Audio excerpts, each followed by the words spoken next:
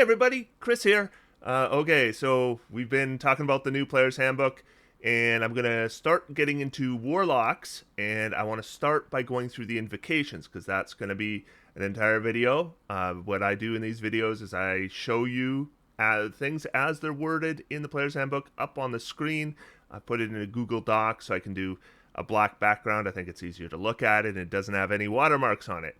And what I want to do today is go through every invocation that is in the new Player's Handbook. I want to discuss any that are new, as well as any changes to existing ones from the old rules, as well as any changes they made from the playtest. Okay, so there's a lot to go through, so all I would ask before we get started is take a look at the subscribe button, make sure you're subscribed, and if you would be willing to support this kind of content, please click the link in the video description to my Patreon. For $3 a month, you can really help support this kind of content.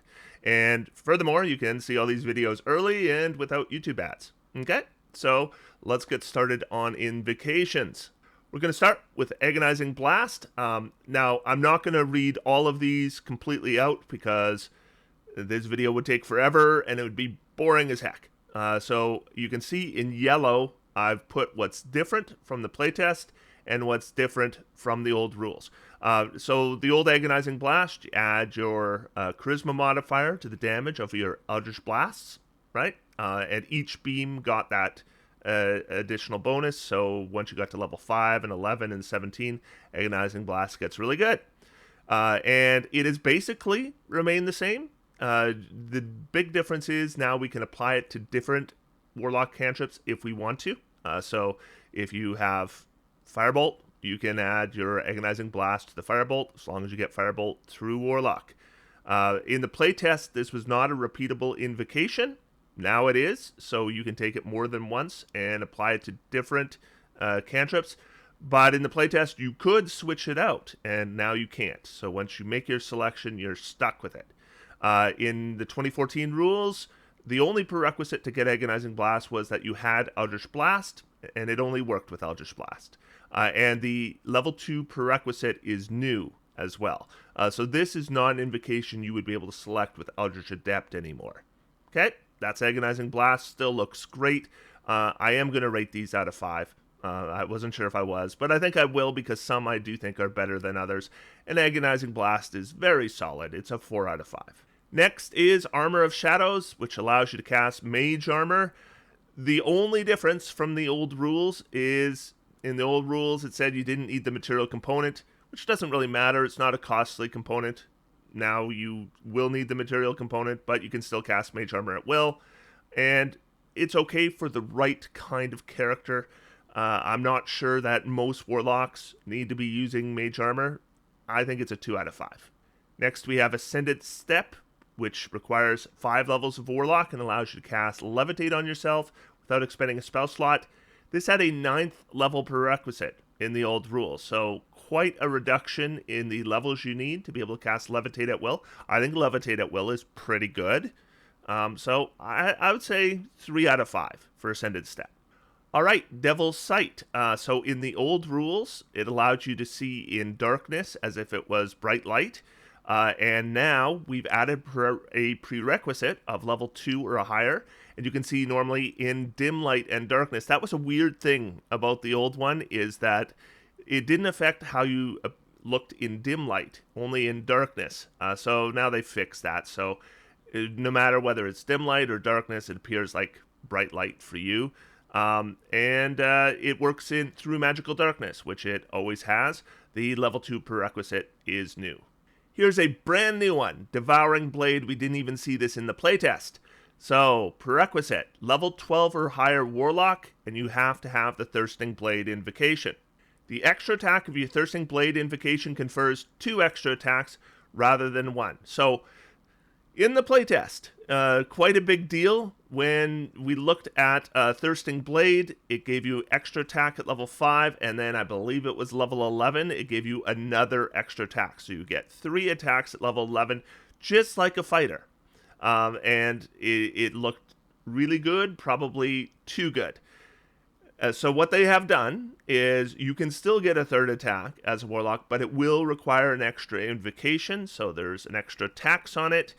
With the level 12 or higher, it's delayed by 1 level. So at least you're a little bit behind a fighter. But a lot of the questions were, would the playtest version of having 3 attacks for a Warlock go through to the player's handbook? It kind of. Yeah, I mean, you can still get 3 attacks with a Blade Pact Warlock, but you will require an extra invocation, and it will require 1 extra level. Really good. I mean, if you are a Blade Pact Warlock, you will obviously take this. It's going to be a must-have pick. I'm going to give it 4 out of 5 just because not all Warlocks are going to go that path. But Blade Pact looks so good in the 2024 rules that, yeah, I would pretty much have Devouring Blade on most of my 12 or higher level Warlocks. All right, so Eldritch Mind, it wasn't in the old player's handbook. It came out later. I forget whether it was Tash's it came out. I think it was Tash's that it came out in. This wasn't in the playtest at all, so you might not have expected it to be in the player's handbook, but it is. So the old version gave you concentration or advantage on concentration checks to maintain your concentration on spells. This one says you have advantage on constitution saving throws you make to maintain concentration. For 90%, probably more than 90% of characters, that will make no difference whatsoever because most Warlocks, that's the only thing they're going to be concentrating on. However, there are other things in the game you can concentrate on. So if you're multi-classed, this could impact some things that it didn't before. For the most part, I think it's going to end up being about the same. Obviously, if you take the Warcaster feat, you don't want this. If you take this, you don't want the Warcaster feat. But I'd say it's reasonably good. You're going to want to maintain concentration. 3 out of 5. I'm going to give it a 3 out of 5. But you can definitely do without it. Just you want to look at other ways to protect your concentration then. So Eldritch Smite, I believe, was originally presented in Xanathar's. And this version has not changed at all. It's word for word. If you're unfamiliar with Eldritch Smite, it's basically Divine Smite for Warlocks. You expend a spell slot. You do the same damage you would do with a Divine Smite, except in these cases, you can give it the prone condition if it's not too big. Otherwise, it's the same as Smite. And the hard part for a Warlock is, of course, that with Pact slots, you have so few of them that Eldritch Smite eats them up just really quickly to the point where I'm not sure I care about having it. I would go to 2 out of 5, I think, on this one. As a Blade Pact Warlock, it would be a nice thing to have, but I don't think it's essential. And if you use it, just be prepared. You're not going to be casting very many spells. So Eldritch Spear, in the playtest, this was not a repeatable invocation. It now is. So this used to only work with Eldritch Blast in the old rules, and it gave you a 300-foot range. Now, the level 2 plus prerequisite is new, by the way. You can pick any Warlock cantrip that deals damage, and its range increases by a number of feet equal to 30 times your Warlock level. So you could take something like Poison Spray and give it a massive range. Though, for all these ones that can work with multiple different cantrips, I would imagine in most cases you would be looking at Eldritch Blast because the scaling of Eldritch Blast happens to work nicely with these kinds of features. Oh, and a rating. So Eldritch Spear, it's fairly niche, 2 out of 5. So Fiendish Vigor.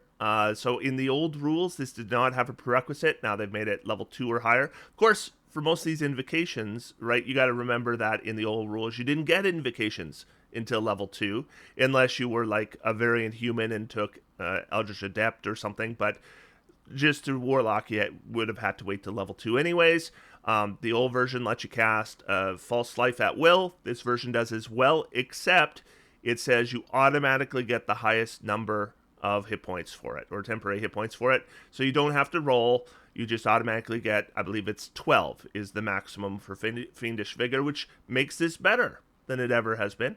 I mean, previously you would just cast it and cast it and cast it until you got the maximum. But if you were to cast this in combat, for example, you wouldn't get the maximum. Well, now you will. So it has improved. I think it's a 3 out of 5. Definitely not a requirement for a Warlock, but nice to have. All right, this invocation got maybe the most change, or, well, I don't know if it got the most changes. It got a lot of changes. Gaze of Two Minds. So it requires 5 levels or higher in Warlock. You touch somebody, you can see through their senses. You can maintain that by expending your bonus action each turn. And then you can not only see through their senses, you can also cast as if you were in their location.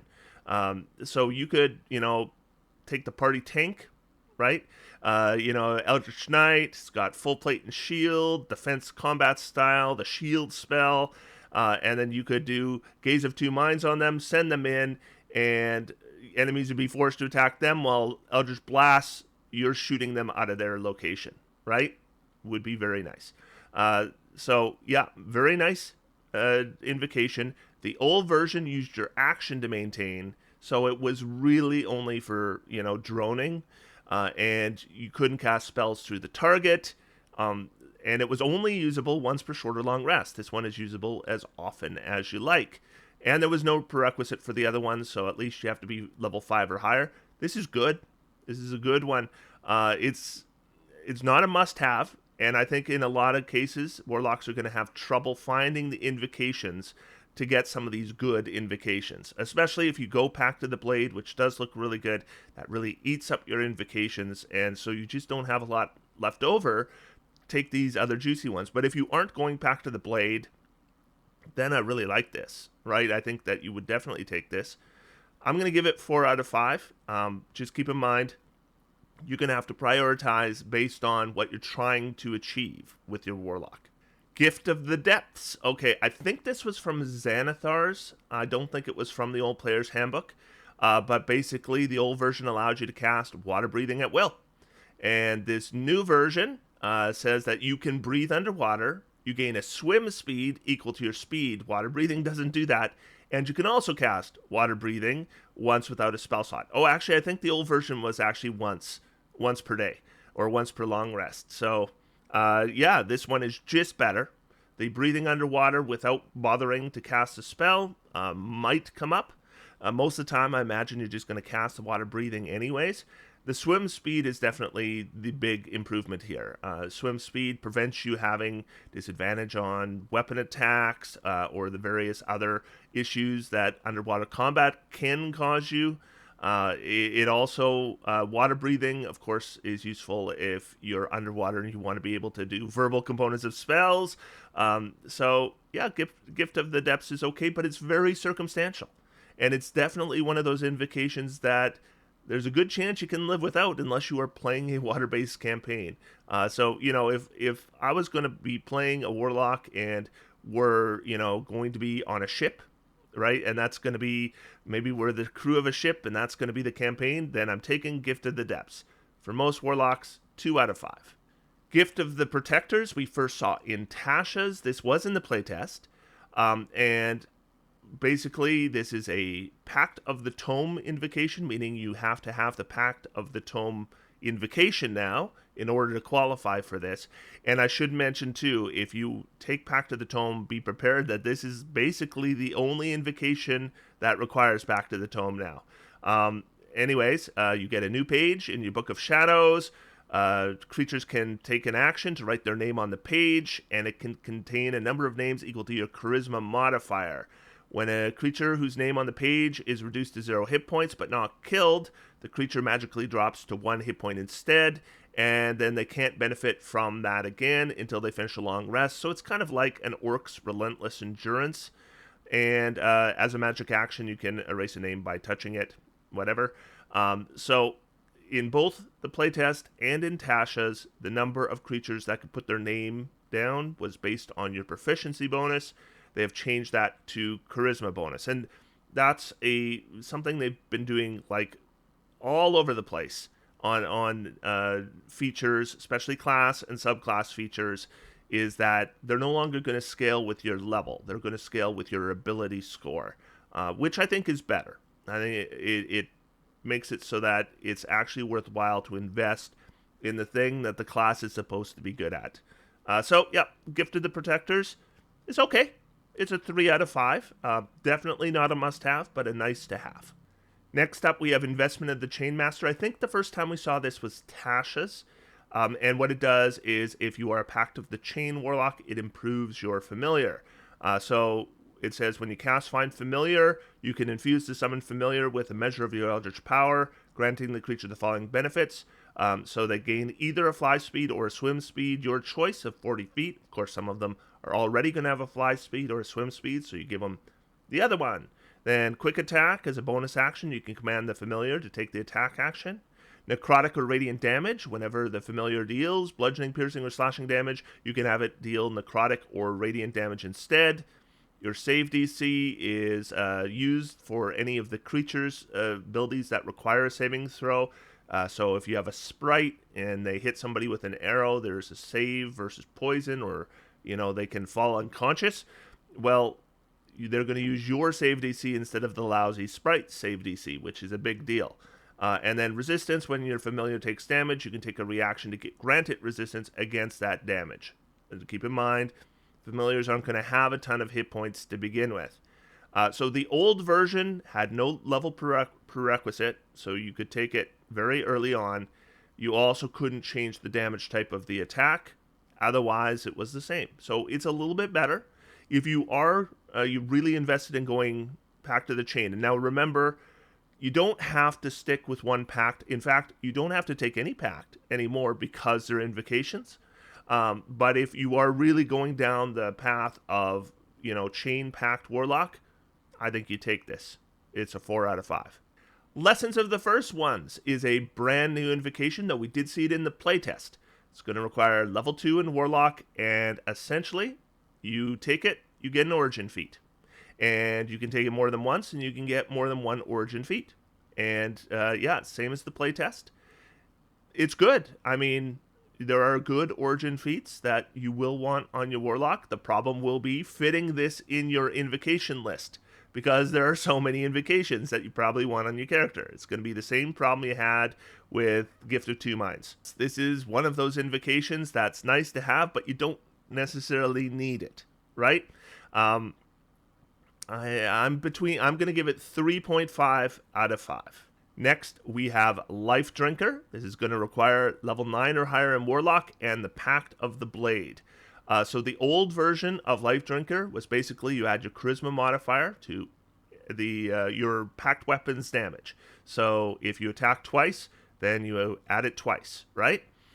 So now it says once per turn, when you hit a creature with your Pact weapon, you can deal an extra D6 necrotic, psychic, or radiant damage, and you can choose which one. Probably thematically, you might choose based on your subclass.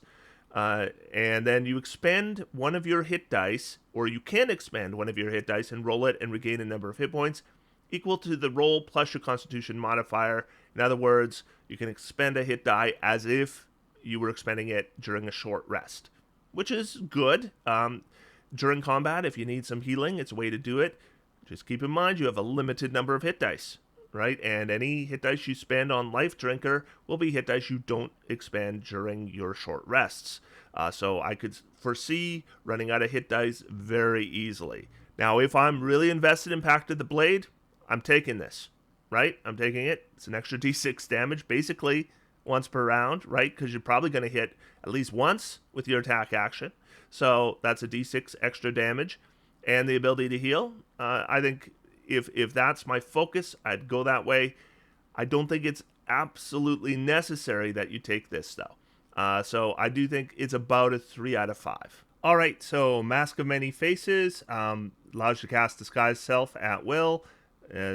Was the same in the 2014 Player's Handbook. The only thing they've added is the prerequisite of level 2 or higher in Warlock, which doesn't make too much difference from the 2014 rules. The one thing I will point out here is that you'll notice a lot of level 2 prerequisites, meaning that when you're level 1 in the new rules and you get an invocation, you're not going to have a whole lot of selections. It's clear they want you to select a pact, right? So Pact of the Tome, Pact of the Blade, or Pact of the Chain at level 1. If you don't want to do those, you do have two options, and those are Armor of Shadows and Eldritch Mind. I'd take Eldritch Mind, right? If I really don't want to play a Pact, I don't know why you would. The Pacts are pretty good, but if you don't want to play a Pact, you can take Eldritch Mind at level 1. Now you don't have to take Warcaster. And, get your Eldritch Blast and get your Invocations that help Eldritch Blast, and you'll still be a pretty good character, I think. But anyway, Mask of Many Faces is okay. I mean, it really depends on the kind of character you're playing. Some characters are going to use it all the time. Other characters, not very much. I'm going to give it 2.5 out of 5. Master of Myriad Forms allows you to cast Alter Self at will. The old one did as well. Unbelievably, the old one had a prerequisite of 15th level to cast Alter Self, which is a 2nd level spell and not even a very good 2nd level spell. I have no idea why there was a 15th level prerequisite on that, considering the prerequisites on some of the other invocations. Did not make sense to me, but now you only need to be 5th level to take this so-so invocation. I don't think it's terrible. For the right kind of character, it's going to be good, but just keep in mind, like with Alter Self, unlike Disguise Self with Mask of Many Faces, Alter Self requires your concentration. So if you want a Disguise invocation, take Mask of Many Faces. It's going to serve you much better. Master Myriad Forms is more because you want lousy claws to go scratch with, or you want to be able to swim and you didn't want to take the invocation that just lets you do that. This is 2 out of 5, right? Maybe 1 out of 5. Alter Self is a pretty lousy spell. I'm going to give it 2 out of 5 because at least you have a little bit of versatility with it. So 2 out of 5. Okay, let's move on. Misty Visions allows you to cast Silent Image at will. And the only difference is now you have to be level 2+, which also means Eldritch Adept won't be able to access Misty Visions anymore, which I have seen people do, and I think I've done myself on occasion. So a little harder to get. Otherwise, it's the same. If you're a Warlock, you won't notice a difference. And it's solid. It's always been a solid invocation. 3 out of 5. This one got a lot better. 1 was Shadows. So it says, while you're in an area of dim light or darkness, you can cast invisibility on yourself without expending a spell slot. The old version didn't give you a spell, like you weren't casting invisibility. Instead, you could become invisible in dim light or darkness, but it ended if you moved, took an action, or a reaction. So you basically could turn invisible and then you had to freeze in place. That's no longer the case. With the invisibility spell, you can move around, you can take a number of actions. You just can't do things like attack or cast spells at people or anything like that, but you can have way more things you can do while invisible with the new one with Shadows. Makes it a lot better. Still, you don't need it on your Warlock, right? So 3 out of 5, I think. It's solid, but definitely not a must-have. Now, this one is going to be hard not to take. Otherworldly Leap. You got to be 2nd level or higher. You can cast Jump on yourself without expending a spell slot. The old version had a 9th level prerequisite to get access to casting that old lousy version of the Jump spell at will. This one has the new juicy version of the Jump spell. The new juicy version of the Jump spell basically allows you to jump 30 feet on your turn, and it costs you 10 feet of movement, which is great, right? That's like 20 extra feet of movement. Never mind the ability to do the jumping. Better probably than Longstrider. So at will, this is going to be very hard not to take. 4 out of 5, almost a must-have. It's approaching the must-have territory. All right, so Pact of the Blade, of course, wasn't an invocation before, but it was a Pact, which meant it was a class feature, and it was available at level 3. And in the old version you chose, you could take Pact of the Tome, Pact of the Blade, or Pact of the Chain. Now, since they are invocations, you can take all 3 of them, or you could take none of them, right? It's up to you. Now, Pact of the Blade is definitely better than the 2014 version, a lot better. Not quite as good, though, as the playtest version. All right, so it is going to allow you as a bonus action to conjure a weapon, and it can be any simple or martial weapon. You're automatically considered proficient with it. You can use your charisma modifier for attacks and damage with it. You can change the damage type to necrotic, psychic, or radiant. And you can't have the weapon more than 5 feet away from you for more than a minute, or if you die, you lose the bond as well. And conjured weapon disappears when the bond ends. And you can bond to a magical weapon and use it as well. Really, really good, right? The old Pact version, you'll see the list here is pretty big. It didn't count as a spellcasting focus. I forgot to mention that. You can use it as a spellcasting focus. Required 3rd level. It did count as magical for overcoming resistance, which doesn't matter anymore. It didn't use charisma for attacks and damage, which was a problem. That's why Hexblade became so iconic, because it allowed you to do that. All other Pact of the Blade warlocks had to use their strength or dexterity for finesse weapons. Wasn't very good. Couldn't change the damage types. Took an hour to create the bond, not a bonus action. You could shunt the weapon to an extra dimensional space. You can't do that anymore. There was no 5-foot range thing. And there's a restriction now that nobody else can be bonded to the blade or attuned to the blade. That wasn't there before. And the playtest version was this, but it also gave you mastery property of the mastery property of the weapon. So it was even better. So yeah, they have actually scaled it back from the playtest version, but this is exceedingly good, and it is exceedingly tempting now for warlocks to go Pact of the Blade, because this is very good, and as you can already tell, you're obviously going to get extra attack as an invocation, and a second extra attack as an invocation, and the ability to increase your damage and do healing when you hit somebody as an invocation. Very, very strong. Going to eat up your invocations like mad. Like if you make a Pact of the Blade warlock, you're not going to have a lot of spare invocations to take some of these other nice invocations with, but man, really good. All right. Pact of the Chain. So another Pact. This one gives you the Find Familiar spell. The old one allowed you to choose Imp Form, Pseudo Dragon, Quasit, Sprite, as well as the regular forms, and I think that was it. Now there's a lot more extra forms you can do. So you can do all the normal forms, and then you can also do Imp, Pseudo Dragon, Quasit, Skeleton, Slod, Tadpole, Sphinx of Wonder, Sprite, or Venomous Snake. So a lot more options. The big thing, though, the biggest change is this allows you to cast Find Familiar as a magic action without expending a spell slot. So one action to cast Find Familiar. Not even wizards can do that. So very, very nice. Such a huge improvement. Also, when you take the attack action, you can forego one of your own attacks to allow the familiar to make one attack of its own with its reaction. I would be more inclined to invest in Investment of the Chainmaster, so that they can do it, and I think it's your bonus action to have them do it, which is far less painful, right? Giving up your own attack is pretty big. Anyway, the old version did not reduce the casting time. Okay, so Pact of the Chain, I think, looks pretty good. All right, so Pact of the Tome. So if you take the Pact of the Tome invocation, you are going to be able to conjure your Book of Shadows at the end of a short or long rest. And when you do so, you can choose 3 cantrips that can be on any spell list, and they're in there, and 2 first level spells with the ritual tag from any spell list, and they can be in there, and you now have those spells prepared. Finally, you can use the book as a spellcasting focus. All right, so the old versions. So the playtest version gave you an extra first level spell slot. No longer does that.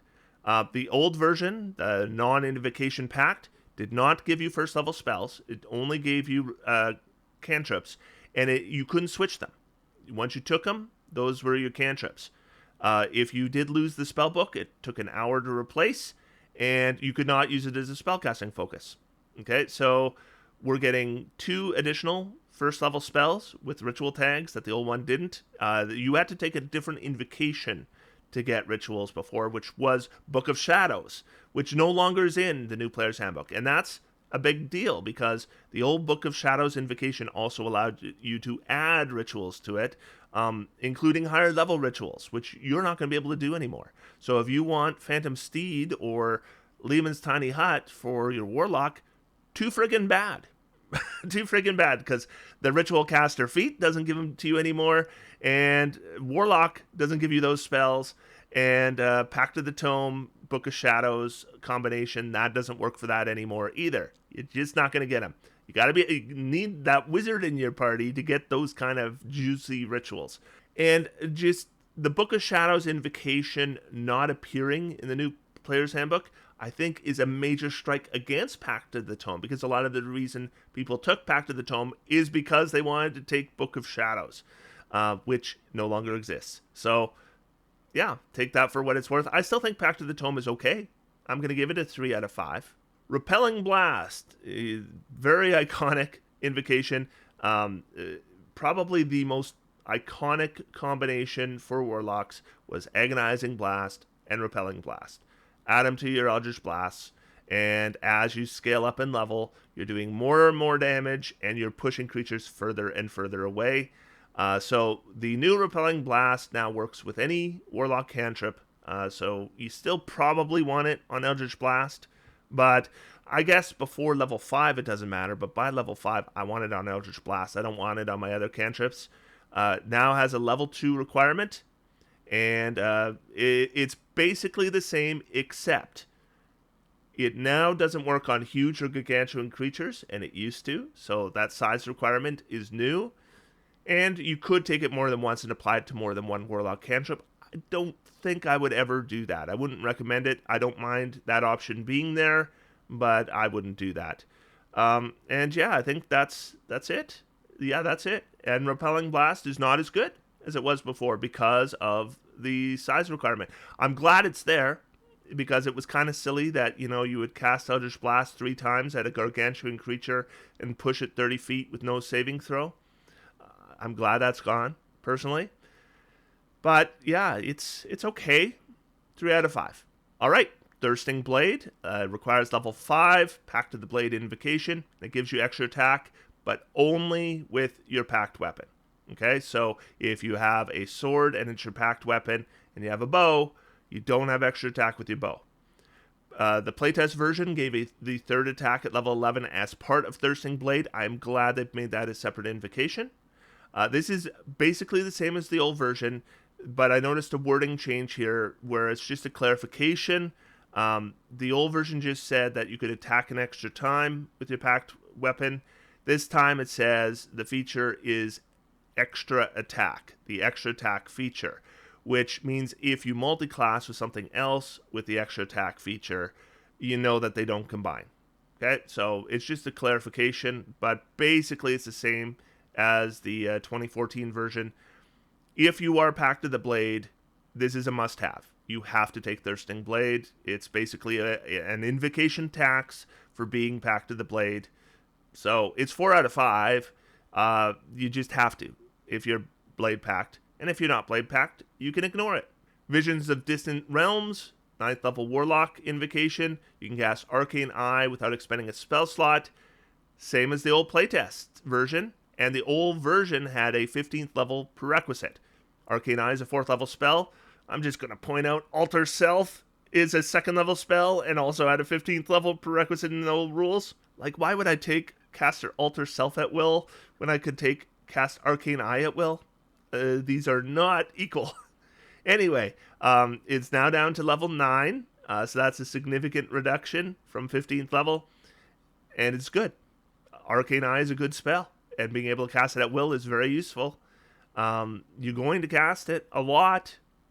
I think, is it 3.5 out of 5, I'm going to say. It's not a must-have, but boy, it is a very nice to have. We're getting round to the end here. Whispers of the Grave is next. You can cast Speak with Dead without expending a spell slot, which is the same as it was in the playtest. The old version had a 9th level prerequisite. Now it's a 7th level prerequisite. Speak with Dead is a useful spell occasionally, but it is very, very circumstantial. I don't know. I don't think I would take this. It just isn't going to come up enough. I mean, I guess in some campaigns it'll come up a lot, but other campaigns it might not come up at all. 1.5 out of 5. I think this one's definitely, it's just so circumstantial. All right, and then we finish off with Witch Sight.